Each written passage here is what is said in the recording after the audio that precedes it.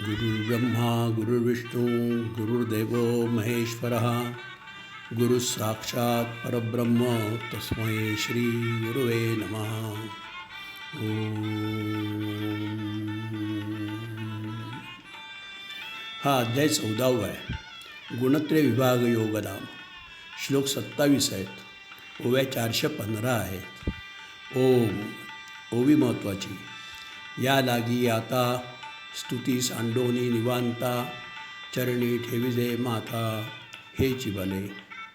प्रत्येक अध्यायाच्या सुरुवातीला श्री गुरूंचे वर्णन, स्तुती, शरण्यता असे श्री ज्ञानोबारायांनी करून या 14व्या अध्यायाला प्रारंभ केला आहे. या अध्यायापासून आत्मविषयक सर्व सांगताना आपले श्री गुरुदेव बुद्धीत प्रकाश निर्माण करणारे सूर्यच आहेत असे सांगून त्यांची स्तुती या वैखरीने सांगणे हे पुष्कळ उदाहरणे देऊन कठीण आहे हे ज्ञानोबारायांनी मान्य केले आहे. व्यवहारात जसे आपल्या आईवडिलांचे, उपकारकर्त्यांचे वर्णन करता येत नाही, वैखरी कुंठित होते.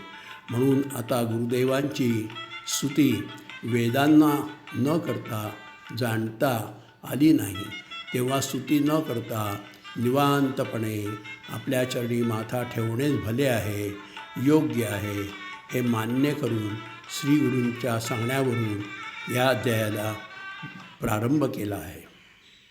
13व्या अध्यायात सविस्तर सांगितले असले तरी या पुढील अध्यायात साधक सर्व जनात जरा निराळा ओळखला जातो. हे ज्याला समजते त्या व अलिप्तपणे जनात वावरता येते तोच पुढे गुणातीत होऊन ज्ञानप्राप्ती करून मोक्ष मुक्ततेकडे वाटचाल करू शकतो. जनात वावरताना सत्वरजतम गुणांमुळे विविध व्यक्तींच्या ओळखी वाढतात. ते चांगले जरी असले तरी सांभाळून राहणे, अलिप्तता सांभाळणे अतिमहत्त्वाचे असते. त्यानेच ज्ञानाची साठवण होते. जलसे पतला ज्ञान आहे. यासाठी ज्ञानवृद्धीसाठी ईश्वरी ज्ञान, ज्ञानैश्वर्य लाभण्यासाठी ज्ञानेश्वरी श्रीग्रंथ ज्ञानेश्वरी वाचणे अति अनिवार्य आहे. तत्प्रमाणे आपल्याला आत्मबोध व्हावा यासाठी दास्यत्व पत्करून दासबोधही संत वाङ्मयाच्या दृष्टीने वाचणे साधकास अत्यंत महत्त्वाचे आहे. हे ज्ञानाचे महत्त्व अनन्यसाधारण आहे. त्याने देहात्म्य रहित, देहतादात्म्य रहित जगायचे, वावरायचे, अलिप्तता कशी सांभाळायची हे समजते. आपल्याला सद्गुरूंचा कृपेचा सहवास आहे हे आपल्याला समजतच असते. जीवास प्रकृती गुणसंघाने संसारात मग जन्ममृत्यू कशी ओढते हे समजते. सत्वगुण म्हणजे सोन्याची बेडीच आहे, शृंखलाच आहे. रजोगुण सकळ मायाजाळ आहे. तमोगुण हा तर षड्रिपूंचे निर्माण स्थान आहे, पोषक आहे. हे या अध्यायात सविस्तर सांगितले. भरपूर उदाहरणे दिली आहेत. जीवाचे कल्याण म्हणजेच ब्रह्मज्ञान, ब्रह्मानुभव, ह्या सत्वाचे प्राबल्य करणे, वाढवणे हे सर्व होऊन देहातीत, कर्मातीत, गुणातीत होणे तसे राहणे यालाच अभ्यास व ध्यास म्हटलेला आहे. ज्ञान आपल्यापासून दूर नाही, जवळच आहे. जवळी आहे परी भेटेना, पडीला विसर स्वप्ना माझी, याला ज्ञानाचा विसर म्हणतात. येथे ज्ञानाची अंतर्मुखता, मनाच्या अंतर्मुखतेने ज्ञान प्राप्त होते. येथे आईवडिलांची कृपा, सद्गुरू कृपेने, सत्संगाने जमू लागते. बहिर्मुख माणसे दूर होतात. पुढची वाटचाल ही एकट्याने नसली तरी आपल्याबरोबर सर्वेश्वराचे सान्निध्य आपल्याला लाभलेले आहे. ही ईशकृपा, शास्त्रकृपा, गुरुकृपा, आत्मकृपा होय. हे आपल्याला अनुभवाला येत असते. तिथे एकटेपण नसते, परंतु एकट्याला समजते. ते दुसऱ्याला सांगितलं तर खरंही वाटणार नाही. का नाही खरं वाटत? कारण त्याला एकच कारण आहे, बहिर्मुखता.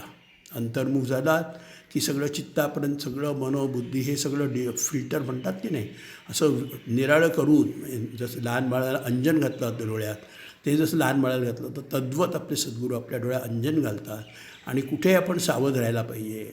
अतिसमीप सावधान असं म्हणतात. जनामध्ये वावरणं दिसायला सोपं असेल ते आपली स्तुती करतात, पण स्तुती कोण करतं?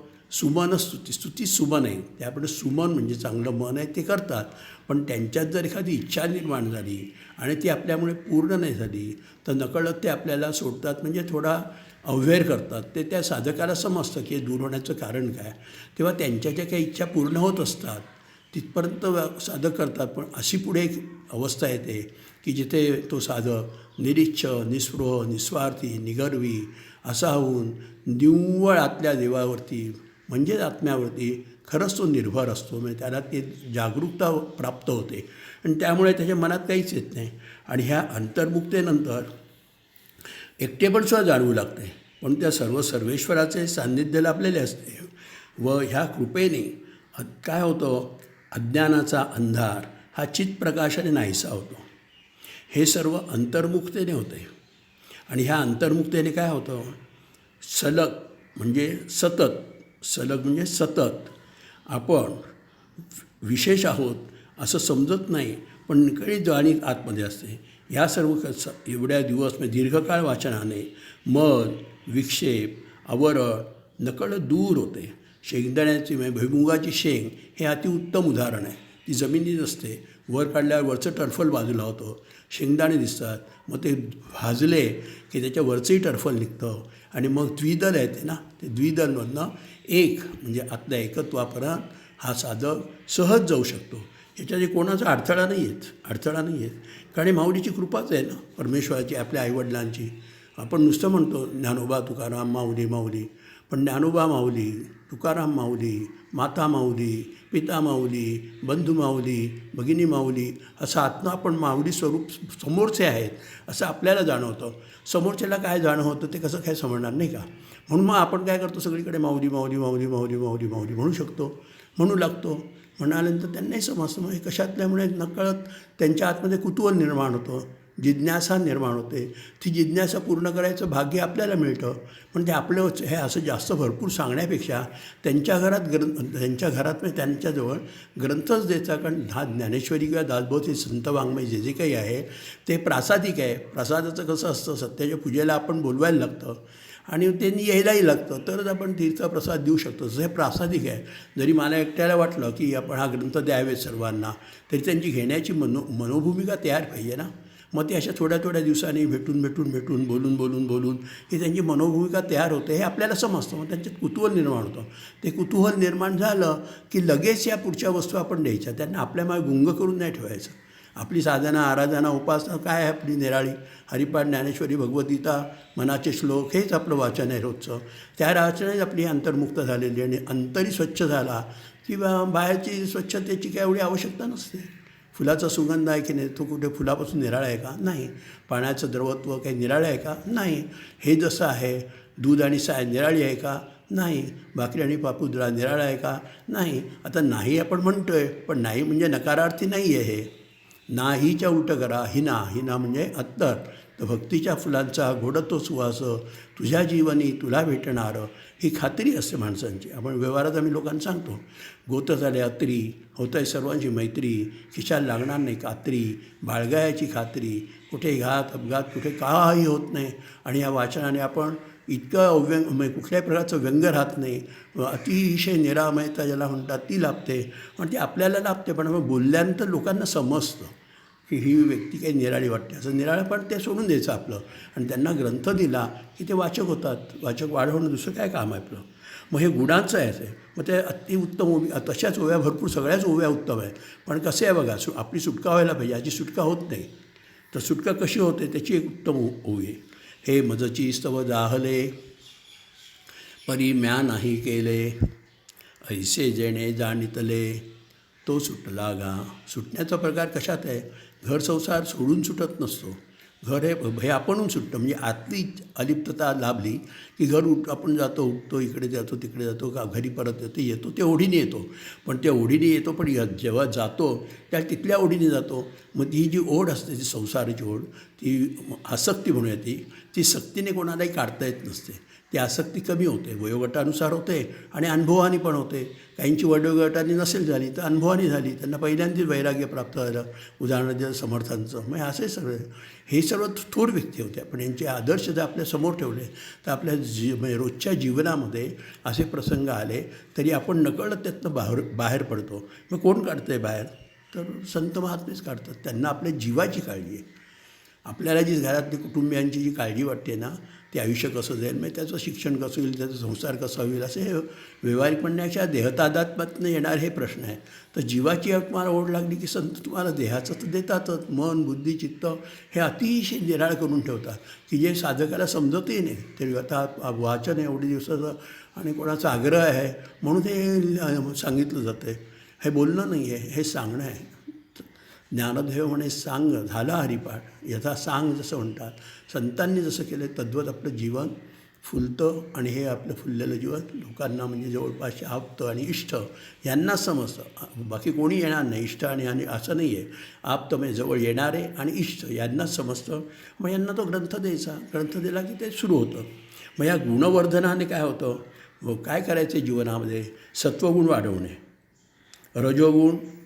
रजोगुणाचे बळ कमी करणे किंवा प्राबल्य कमी करणे आणि तमोगुणाचे उच्चाटन करणे हे अत्यावश्यक आहे. हे कसं पाहिलं आपण? एका वाक्यात पाहिलं. मग विस्तृत प्रमाणात ह्या 14व्या अध्यायात विस्तृत प्रमाणात सांगितलेलं आहे. नाव काय याचं?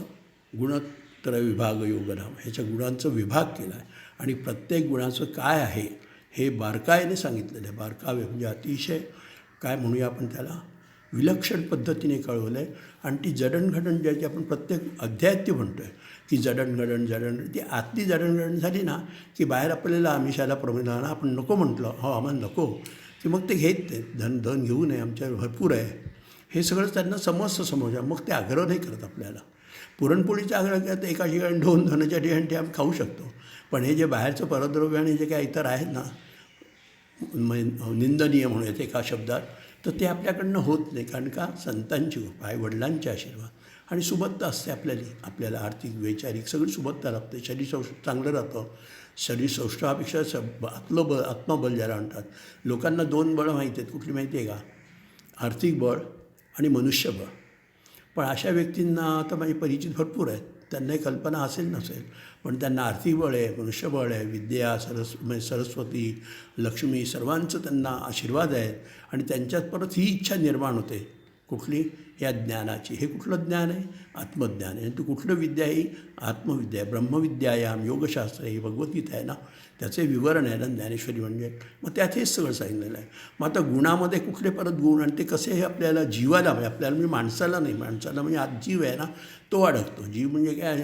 जीवाचं काय सुटका झाली. ती सुटका अशी होत नाही. पहिली ओव्य पण बघितले, हे मजची सो झाले परी म्या नाही केले, ऐसे जेणे जाणितले तो सुटला का. त्याने जन्मभर त्याच्या 24 होव्या आपल्या ठसवून घ्यायच्या आहेत. ठसतात त्या आणि वेळेला आपल्याला नको वाटतं. तो नकोचा कोण अंतरी आपल्याला समजलेला असतो. पण नकोचं बाहेर म्हणणारे कोण नको म्हणतात म्हणजे 2दा मायनस प्लस त्यांना ते हवं असतं. ते सोडून द्या, आपला काय तो भाग नाही आहे. मग गुणांनीसुद्धा जीवाला बंधन होते. सत्वगुण काय होतो? तो ज्ञानपोषक आहे, सुखवर्धक आहे, पवित्र असून जीवाला पुष्कळ अध्ययन, विद्वत्ता, प्रतिष्ठा, सत्ता, संपदा अशा वैषयिक सुखाने त्याच्यात लोभ वाढतो. हे सत्वाचे बंधनच आहे. रजोगुण वृत्तीने काय होते? रजोगुण बुद्धी झाली की गुण वाढला की त्या वृद्धीने विषयसेवन, स्वैराचार, आवड वाढू लागते. भौतिक सुखवृद्धीसाठी काम्यकर्मे, यज्ञ यागादी कर्माची आवड निर्माण होते व समाजामध्ये ह्या गुणांची माणसं असतात ना, सत्व रज तम गुणांची माणसं असतात. ते जवळ येतात एकत्र. ते जवळ आले की हे रजोगुणी माणसाला बरं वाटतं. सत्वगुणी त्याचे सावध होतो की त्याला 2च शब्द सांगितले, लोकेशन आणि वित्तेषणा. एवढा मी मोठा माणूस नाही आहे, पण मला लहान ठेवलं म्हणून मला फार बरं वाटतं आहे. आणि मग ही माणसे भेटतात. मग त्यांच्यात परत काही निर्णय इच्छा होतात, त्या सांगणारे असतात. मग स्वर्गप्राप्तीसाठी, धनवृद्धीसाठी, पैसा, प्रतिष्ठा, प्रसिद्धी या गुणांची वाढ व्हावी, ही गुण वाढतात आणि त्या पूर्णतेत त्याची पूर्ण करण्यासाठी हा रजोगुण सबळ मायाजाळ आहे. आणि म्हणून याला सत्वालासुद्धा घाबरायचं. सत्वपरीक्षा म्हणजे सत्वगुणाची परीक्षा. सत्वपरीक्षा आपल्याकडून लाख रुपये मागता आपण दिले नाही, 1 रुपया दे असं नाही. सत्वगुण म्हणजे अतिशय शांती, ज्ञानप्रधान गुण आहे. ज्ञान जवळ आलं तुमच्या ना, सकळ इंद्रिया मन हे प्रधान, तेही कधी ध्यान विठोबाचं आहे की तुमच्याजवळ सत्यच राहणार, तीच माणसं जवळ येणार. आणि मग असं सांगितलं की बहिर्मुख असतात ते दूर होतात. आणि आपल्याला परमेश्वर काय करतो, गुरुदेव काय करतात, अंतर्मुख करतात. मग रजोगुण कसं आहे, सबळ मायाजाळ आहे, त्यांनी काय होतं, बुद्धी भ्रमित होते. तमोगुण कसं आहे, हा मोह वाढवतो व कमालीचे आलस्य म्हणजे आळस येते. आणि तो आळशी मनुष्य कसा असतो माहिती आहे का, त्याला हवं असतं सर्व पण करायचं काही नसतं. अविचारी, अविवेकी, त्या अशा व्यक्ती अन्याय्य म्हणजे दुसऱ्या अन्याय करून जे मार्ग आहेत ते हाताळतात. म्हणजे त्यांच्यात वाढ होते व मनाची विपरीतता, विचित्रता, विक्षिप्तता त्यांच्या मानगुटीला बसल्यामुळे जीवास निराळा धोकाच असतो. ते बघा काही जणं काय करतात, तो आपला इथे विषय नाही आहे, पण ते काय आत्मदोन काय बोलायचं नाही, ते काय करतात, ते अविचार आहे सगळं. आणि जगणं हे खरं धैर्य आहे, जगणं हे धैर्य आहे. आणि ते जगण्यातनं आपण मध्ये उदाहरण पाहिलेलं आहे की ज्याला जगायचं नसतं, अतिशय काहीतरी कारण होतं, विष घ्यायला तो विष मिळत नाही, सत्संगी व्यक्ती भेटते, तुमच्यातनं भरपूर कार्य होते, तो त्याच्या टर्निंग पॉईंट होतो. तशा प्रकारचे सत्वगुण वाढला की आपल्याला तीच वृद्धी, तीच माणसं, तोच संघाचं लाभतो. आणि मग ह्या विक्षिप्ताने हा जीवाला धोका असतो. गुणाचे विशेषत्व या जन्मातील सतत दीर्घकाळ व्यतीत केलेल्या जीवनावर अवलंबून असते. जर सत्वगुणात मृत्यू आला तर स्वर्गादी स्थानं प्राप्त होतात, अथवा ईश्वरनिष्ठ ज्ञानी कुटुंबात जन्म होतो, त्याची शक्यता असते. जर रजोगुण वाढला त्या प्राबल्याने परत म्हणून ह्या मर्तलोकामध्ये मनुष्य म्हणून जन्माला यायला द्वीपात, व जर तमोगुणाचे प्राबल्य असेल तर मात्र पापयोनी म्हणजेच पशु, पक्षी, झाड, कृमी, कीटक अशामध्ये जन्म होतो. असा गुणांचा जीवाला बंध असतो. हे सगळे देहच आहेत, सजीव आहेत ना, झाडचं सजीवच आहे ना, मग त्यात पण जीव आहे ना. मग त्यात स्वतः फरक सांगू का थोडं, सोनचाफ्याचं झाड, ब्रह्मकमळ हे पण झाडच आहे, तुळशीचं पत्र, तुळशी हे पण झाडच आहे. पण असं हे सगळे त्याच्यात पण निनाळे आहेत ना, बोराचं झाडच आहे, काटे लागतात ते पण असं आहेत, हे बाभळीची झाडे आहेत, हे असं हे सगळं त्यात परत सत्व रजतम. आणि एवढं करून मग नंतर आपल्याला परत मनुष्य जन्म येणार. म्हणजे आपलं किती म्हणजे किती जन्म आपले वाया गेलेले असत नाही, हे आपल्याला अंतरी जाणीव होते.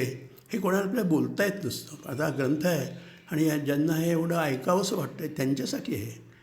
ते त्यात कान टवकारून ऐकत असतात आणि बुद्धी इथे अतिशय तल्लक झालेली असते की तिला हे दुसरं सुख नकोच असतं. एक आत्मसुख पाहिजे, आत्मशांती पाहिजे, आत्मज्ञान पाहिजे, असे 4-4 अक्षरी शब्द आहेत सगळे. आणि हे ते मिळतं. त्यांनी माऊलीने, परमेश्वरांनी, भगवंतांनी काय सांगितलं आहे, हे मी तुझ्यासाठी, भक्तासाठी जतन करून ठेवलेलं आहे. न जरी तन जरावस्थेत आलं तरी तुला हे सुख मिळत राहणार, खात्री बाळ, असं सांगितलं आहे. आणि मग या सत्वगुणांमध्ये आता हे सगळं झालं. आणि मग तरीसुद्धा असा गुणांचा जीवाला बंध असतो. यासाठी मनुष्य जन्मच मोक्ष आणि मुक्तीसाठी अत्यावश्यक आहे. त्यातसुद्धा ज्ञानीभक्तांचा सहवास, मार्गदर्शन, संत वचनांवर अढळ श्रद्धा, विश्वास, संत वाङ्मयांचं वाचन, त्यावर अचल श्रद्धा व विश्वास पाहिजे. हा कधीपर्यंत पाहिजे, अंतश्वासापर्यंत. शुद्धाचरण, परद्रव्य, परद्वारा पण दूर राहणे, अलिप्त राहणे हे साधकाचे कर्तव्यच ठरते. कोणतेही कर्तव्य म्हणतं की थोडी कठोर क्रिया असते नाही का. कठोर क्रिया आपण आचरायला कमी पडतो. त्याला काय सांगितलं माहिती आहे का, त्या कठोर क्रियेच्या वेळेला आपण लोकांचा विचार कर, लोकांना काय वाटेल, त्यांना काय वाटेल, यांना काय वाटेल. अरे तुझ्या जीवाचा विचार कर.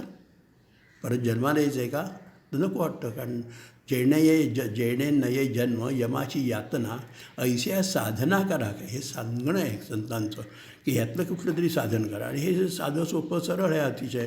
मग ह्याच्यामध्ये दूर राहिल्यानंतर काय होतं, हे साधकाचे कर्तव्य कर्म ठरतं. कर्मच आहे, कर मरेपर्यंत आणि मनापासून. आणि कर्तव्य म्हणून कर. आई आपलं कर्तव्य करत असते, रागावते, पुन्हा बाळ आपल्या आईजवळ जातात. हे जसे तसं कर्तव्य आहे. समाज जरी दूर गेला तो काही वेळेपुरता जातो, परत तो जवळ येतो. हा एक अनुभव आहे. अलिप्तता असते आणि हा असा दृढ निश्चय होतो. आणि मग त्याच्यानंतर काय होतं, ह्या एक स्टेजेस आहेत. These are all stages. ह्याच्यातनं प्रत्येक माणसाला जायलाच लागतं, म्हणजे तो जातो आणि सही सलामत होतो.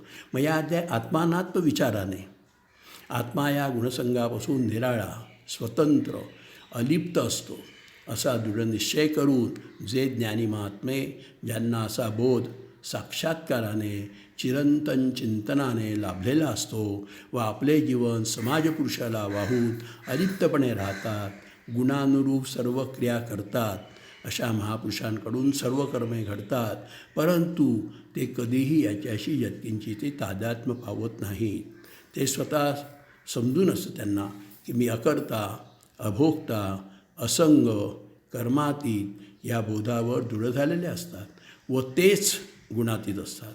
ते वृत्तीने उदासीन राहून, निंदास्तुती, मानापमान, सुखदुःखातीत राहून ते हर्षशोकरहित असतात. तेच ब्रह्मज्ञान, ज्ञानस्वरूप, ब्रह्मानुभव अनुभवित असतात.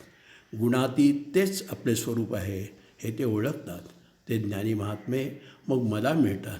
आणि हे कसं होती क्रिया माहिती आहे का? मिळवणी मिळतची असे. म्हणजे नदीला पात्राचं भेटतं, सागराला भेटतं, पुन्हा पाणी पुढचं पुढं होतं, मिळवणी मिळतची असे. असं हे त्यांचं जीवन असतं. ते असं समाजात वावरत असतात.